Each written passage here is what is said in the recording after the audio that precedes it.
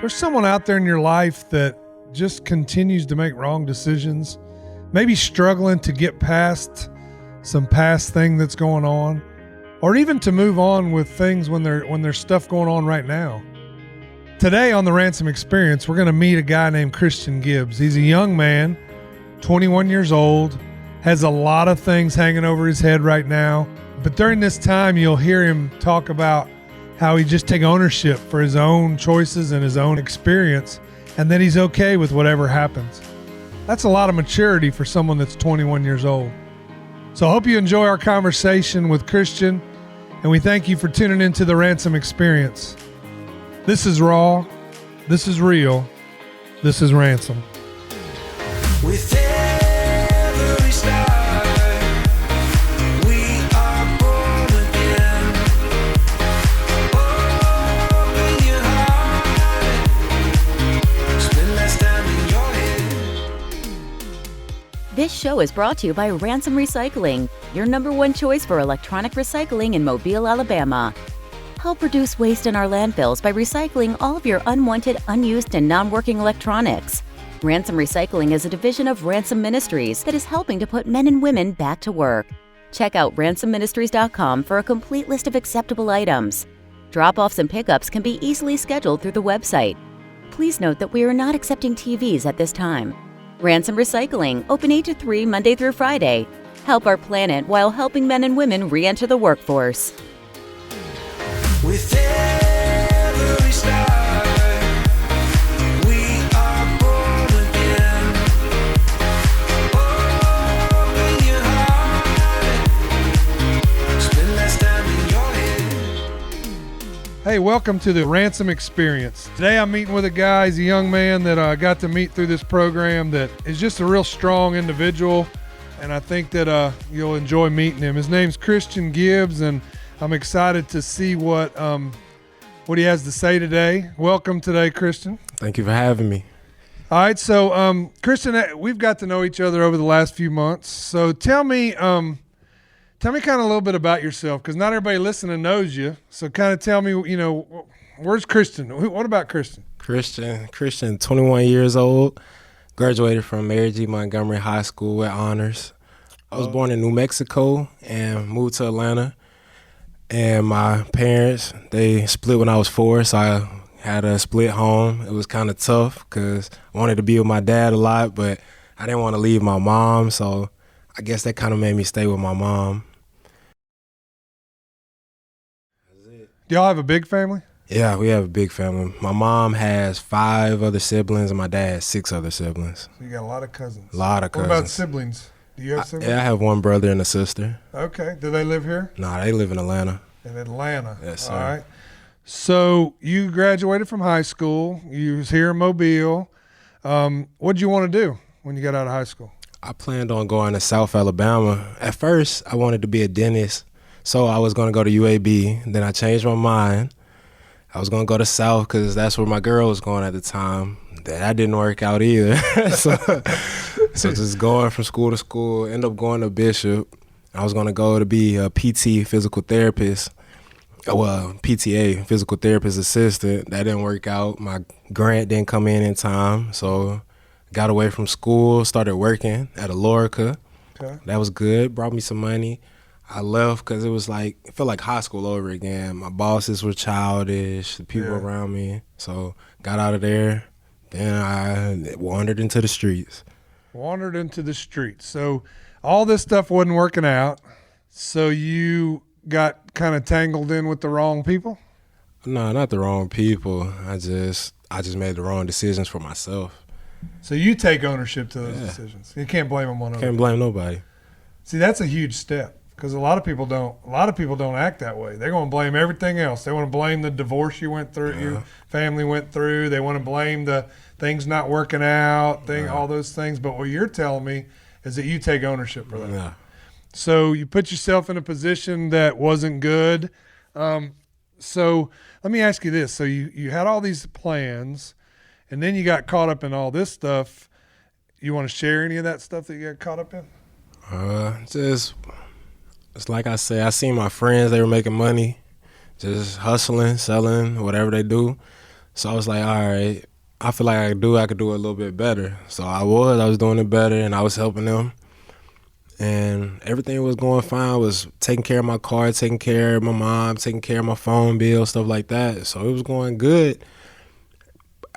Someone was telling me to put it down, leave it alone, walk away, but I just couldn't walk away. The money was just coming too fast, more money than I had touched working anywhere. So I don't know, I fell in love with just touching the fast money and ended up getting in trouble. And that cost me a lot. Cost a lot of time, heartache, and money. I'm still going through it right now. So really the fast money didn't really help. No, it didn't help. It helped for the moment. It was like just a mind thing. Felt like I was going somewhere I wasn't. Yeah. So that's interesting. So there's a lot of people out there that you might know, or people even maybe listening, or people listening that have people that are in that kind of lifestyle. So you said you thought you were going somewhere, but you really weren't. Yeah. Can you explain that, kind of what you mean by that? Because, like I said, you're making money, and I'm making plans with my money. I'm like, I'm going to do this, I'm going to do that. But it could change any moment, any day, any second when you're doing stuff like that. Yeah. So you really, it's a false sense of security. Yeah. Really. Definitely. Do you think, so if there's someone out there listening to us right now that may be struggling with getting out, because you said something was telling you to lay it down. So what was that something? I don't know. It could have been God telling me trouble coming my way, and I just didn't listen. Mm-hmm. There wasn't individuals telling you, or really no one knew? No one knew. My parents definitely didn't know. My mom didn't know until I got in trouble. Uh-huh. So nobody knew. So you had it kind of hidden from them and all that. Do you think sometimes that people were overlooking what you were doing, even though they might have thought that something was definitely? going on? Because when I got in trouble, then she says, "I thought you was doing this," but she never said nothing. So she definitely. Well, she had to overlooked it. wonder where the money was coming from. I mean, I was producing music for certain people and doing that, which I really was. Uh-huh. So I was making money with that too, but most of my money was coming from it. Yeah. Well, I think what draws me to you and your personality and who you are is that you do take ownership for things when things don't go the way they're supposed to, and when you don't do what you're supposed to, you don't blame that on other people. Because that was really, again, speaking to people out there listening, they want to blame everybody else. And I think as a person trying to help someone like that, you can work with that as long as they're not trying to blame all the stuff going on in their lives. Now, there are things, divorce is hard, and it can cause you to make bad choices eventually, but eventually you're going to have to understand that was your choice. So when did you kind of were you going to church this whole time, or were you involved in a church? Or I was involved in church heavy when I was little, like played Jesus, played Martin Luther King, Malcolm X, and stuff like that. Mm-hmm. But it got to a point where probably when I was like 12, 13, I just was seeing everybody in church. I'm like, this is fake. It's not real. So I kind of just fed into it, and I was like, this is not where I'm supposed to be. Got out of church. My mom wouldn't force me to go to church no more, so I stopped going. I wasn't praying. I wasn't doing anything at all. And it's because you saw the hypocritical stuff, yes, hypocrisy of the church, which is a lot of people's thing. I mean, my own, when I was younger, I was like Saul. They was no different than me, really. But I could sleep in on Sunday, and I could do what I wanted to do. So I thought. But it goes back to the same thing you said with running in the streets, is you thought you were going somewhere, but you really weren't. And that in that aspect, you were blaming other people for your own walk with God. Right. And we've all done that. Like I don't want to be like that. Well, your walk with God is yours. You have to take ownership of that whole thing. So when did you realize that you really needed that again? I would say, it sucks to say, but when you get in trouble, as soon as you got in trouble, of course, it knocks sense into you then. Oh, yeah. So I'm just sitting there in the cell, sitting there reading the Bible every day, and I'm just scrolling through the Bible. I just open the Bible. Usually I just tell God, put it on my heart, open it, turn to a page. And they have like prayer call when you're locked up. So the guy, he reads the same scripture I'm reading, and God was talking about patience. So I was like, yeah, he's trying to talk to me. He told me I had patience because I didn't think I was going to get out. I had patience. I got out because I come from a poor family. We had poverty, so it's not like we just had that type of money sitting around or anything. Yeah. So let's go into that. So you're 20 at that time? Yeah, I'm 20 at that time. Sitting in a cell, Nope. not knowing if you're ever going to get out. Nope. What were some things that went through your mind while you're sitting there? Besides, getting in your word, because there's going to be people out here listening to us that think, oh, yeah, it's just jailhouse religion. And there's a lot of that, There's a lot of that. oh, yeah, because I'm in trouble. But as soon as you get out, you're going to do the same thing you was doing before, and you're going to become that hypocritical person that you didn't like in the first place, whatever. So as you're sitting in that cell, there's a lot of people ain't never been to jail. So they don't understand it. So what are some of the thoughts you had, some of the things you wrestled with while you're sitting there? Because you have a lot of time. Got a lot, nothing but time. Yeah. Nothing but time. But just trying to get my head on right. Because I was like, I know I'm better than this. I'm not better than the people around me, but just better than sitting in jail, wasting my life, wasting my talent, and wasting my time in jail. So I was trying to find myself again, figure out who I was. I was reading books and stuff, talking to people in there that were getting their GED and stuff like that, seeing where their mind was.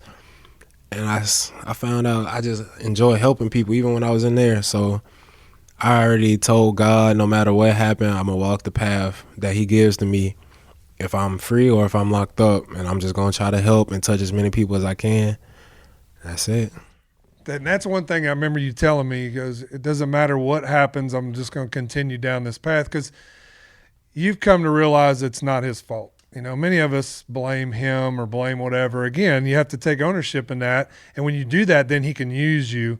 It's funny because you're sitting there. We talked with another gentleman in another episode about just leadership and being there for other people and doing what you feel called to do. And sitting in a jail cell, it's easy to feel sorry for yourself. But I'm sure you having that mentality, hey, I'm just going to serve and do what I'm supposed to do. And I think it's great. So tell me, once you got out, Yeah. you spent a little while in there. Once you got out, kind of what was your first steps like when you got out? I got out. I mean, I didn't do too much of anything. I didn't even get back in church then. When I got out, my mom was very overprotective. She was trying to shield me for everything, showing me go out, showing me do this. So after I broke that, I mean, I was fighting a little depression. Like I said, I feel like your life going nowhere. Like you have nothing else, no purpose in life. So after I got over all that, I came to Ransom. And I don't know how I got this job because I did not apply for Ransom. Mm-hmm. So I knew this where God needed me to be. He wanted me to be here. I met you, and y'all just turned my whole life around. Y'all make me see life differently than the way I was seeing it before. I remember that first day you walked in, your head down, didn't know why you were here, what you was getting into. You was late getting here. Yeah. And I was like, oh, crap, this ain't going to work, man. This young guy. Because most of the time, I'll be honest with you, when I have young guys come in here, they don't want to learn nothing. They don't want to hear nothing. Most of the time, they got to get older before they learn some of the things you've talked about today. Learning to take ownership and to walk the path before you and to do those things. But you sit there, and then I've seen you grow so much as a person, as a friend, as a leader. I've seen you still making mistakes. I mean, you still got things holding over your head right now that you're really handling well for a 21-year-old. I must admit, most people would have not handled them like that. But you've also made some step backs where you kind of let that get to you, which is understandable. But I remember that. So then as you got done with our program, you went through the 90 days and you was doing great, and you were here every day 30 minutes early, doing what you were supposed to do. That was real impressive to me. So we decided, since you do have some things overhanging, I wanted to keep you on as a leader, to be a leader in our organization and to oversee some things. What did that mean to you, kind of when that came about? I couldn't stop smiling. It meant a lot because I've never been in a position of leadership. Every other job, like I said, my old mindset, I wouldn't even have took this job. Mm-hmm. So it meant a lot for somebody to see something in me that I didn't even see in myself. Yeah. So I was just very humble and very thankful. So you say I wouldn't have took it. Why? Why wouldn't you have took it back in your old self? Back in my old self wanted something easy, sweet to do, high paying, You think there's a lot of people out there like that right now? Almost everybody. That think that? A lot of people. And so that's why easy money is such an attraction? Yes. And really, if you think about it now, if you look back on it, it really wasn't that easy money. Because you always had to kind of watch yourself and look behind you and make sure no one was going to shoot you or whatever, you know. So there was always those things. And there's something said, when you say there's something said about like earning your money, like working for it, like it feels a lot better. Not just sitting around and getting a paycheck or whatever. So as we go, and we've been talking about you and how kind of ransom has affected you also, but also where do you see yourself, man? Where do you see yourself after kind of all this other stuff, this stuff hanging over your head right now gets rectified, because I believe that it will. Where do you see yourself? Where do I see myself? I want to be a business owner. I don't know what I want to do. I love what you're doing. Like, people that come out of prison, everybody want to throw you away. Your family throw you away, your friends, society throws you away. You're not allowed to do anything. So I want to help people that came out of prison and stuff like that. I don't know how I'm going to do it, but that's what I see myself doing. Probably going to go back to school, get my business license, learn how to market and manage stuff. Cool. So you want to be an entrepreneur? Yeah, definitely. I got to be my own boss. You want to do? That I can't tell you yet. I gotta think about it, pray on it. But my family owns a business. You own a business. I just talked to Mr. Ty yesterday. So just kind of filling out the mind of people that are successful. That was amazing to watch too when you're talking to Ty Bullard, who's very successful in our area in the car business, but also just in life. Just asking him question after question after question. I saw him the next day and he was like, man, I love that. I love people to ask me questions. And that's what too I see in you, is that you're wanting to learn what makes people successful. And I think you're going down the right path, man. You're going down the right thing. And now we just need to pray that all these things kind of work themselves out. And but I believe that that you're going to be successful. So tell me, as we leave, I kind of want each guest to say something about what they would like the people on the other end of this thing to hear. Like one specific thing that you, as a 21-year-old, you're more wise than most 50-year-olds that I've met as far as what to do and the direction you want to go. So what would you tell someone like you, 21 years old, looking for fast money, doing the things that they aren't supposed to be doing? What would you tell that person? Because you said you want to help people like that. I do want to help people. 21 years old, anybody, if you just find it hard, you out there trying to make fast money in the streets, just sit back, step back from it. That's too easy. The easy money, if it's not hard, only the good things in life are going to be hard. Nothing about what Jesus did was easy. Nothing about anything they asked anybody to do in the Bible was easy. Ruth was out here on her hands and knees collecting kernels and stuff. That's right. So it's not going to be easy. You just got to step back, get you a plan. Without a plan, you're just dreaming. So you got to have a plan, get you a support system, people that are going to back you up, push you no matter what, and you can do it. That's good. So Kristian, I appreciate you talking to me. I appreciate you talking to our audience. And I just can't wait to see what God does through you and your life and your family's life. And I know that there's going to be a lot of people out there praying for you. And I just appreciate you being here. We appreciate y'all joining us on the Ransom Experience. We hope that you'll tune in next Wednesday when we talk to a young lady named Julie who had been in addiction for 20 years and has been through relapses and learning how to work sober and building walls and being blinded by that addiction. She talks a lot about that and also just how it is to relearn life when you try to kick that addiction. We hope you'll join us. We hope that you have a great day. Too many days in the darkness without a glimpse of the light.